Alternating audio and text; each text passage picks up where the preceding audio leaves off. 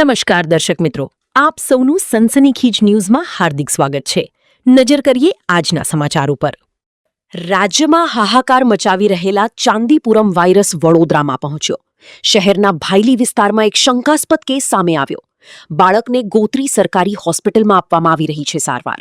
Hospital દ્વારા લોહીના નમૂના લઈ ગાંધીનગર ખાતે તપાસ માટે મોકલાયા। સયાજી હોસ્પિટલના પીડિયાટ્રિક વિભાગ ચાંદીપુરમ વાયરસના 3 દર્દી સારવાર હેઠળ। એક બાળકની હાલત ગંભીર।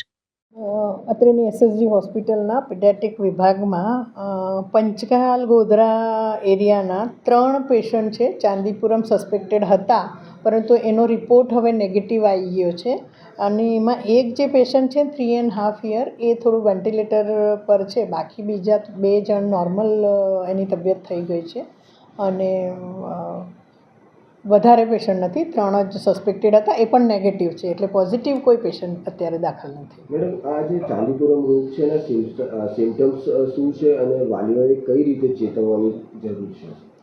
ચાંદીપુરમ એક વાયરસ છે થી થાય છે, એટલે નોર્મલ એના સિમ્પટમ જ હોય છે, ફીવર ને એ બધા જ।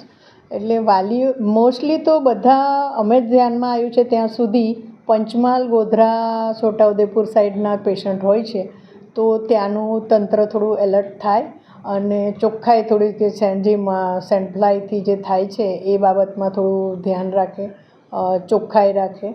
અને છોકરાઓને જો સિમ્પટમ થોડા ઘણા બી નોર્મલ ફીવરના કે એવું દેખાય તો તરત ડૉક્ટરનો કન્સલ્ટ કરે, ઘરગથ્થુ ઇલાજ કરીને સિરિયસ થાય ત્યાં સુધી રાહ ના જોઈ, તરત કોઈ પણ નજીકના દવાખાનામાં બતાવી દે અને એની ટ્રીટમેન્ટ શરૂ કરે।